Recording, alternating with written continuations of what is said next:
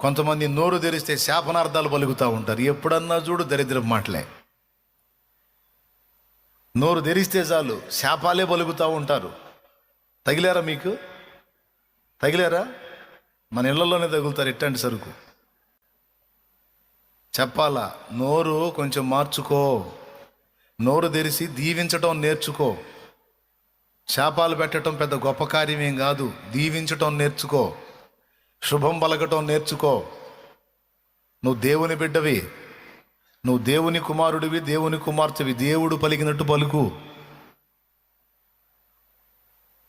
దరిద్ర మాటలు మాట్లాడొద్దు అని చెప్పాలి మన ఇళ్లలో ఉన్న వాళ్ళకి కూడా. లేకపోతే నోరు తెరిచిన దగ్గర నుంచి శాపాలు మాట్లాడుతూ ఉంటారు కొంతమంది. కొంపతీసి మీలో ఎవరైనా ఉన్నారేంది? కొంప తీయకుండా ఎవరు లేరుగా?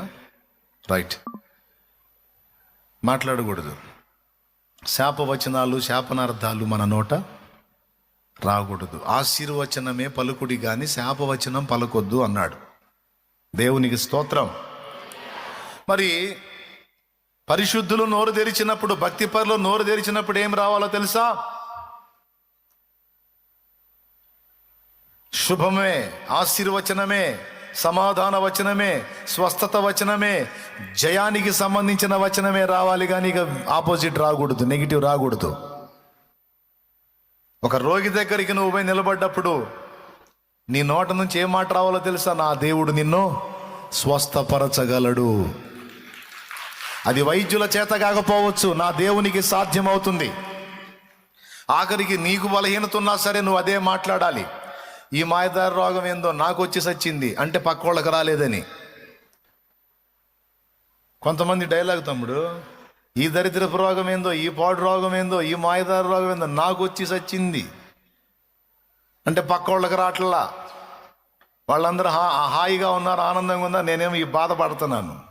వాళ్ళకు కూడా వస్తే బాగుండు, ఆనందపడతాను. అట్లా కాదు. ఈ మాయదారి రోగం నాకు ఎందుకు వచ్చి, ఇది కాదు.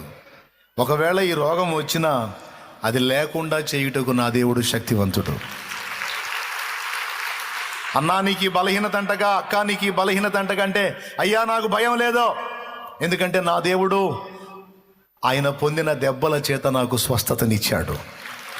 నా దేవుడు బాగు చేయగలడు, నా బలహీనతను వెనక్కి తిప్పగలడు.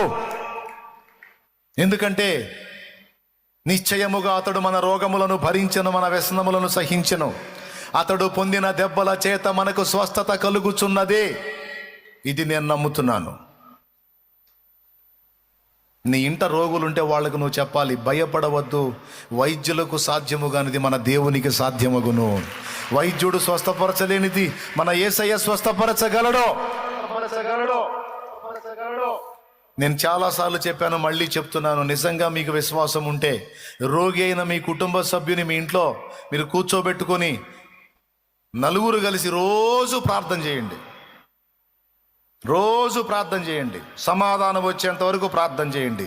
నిజంగా విశ్వాసం ఉంటే అవి క్యాన్సర్లు అయినా సరే వెనక్కి తిరగకపోతే అప్పుడు అడగండి.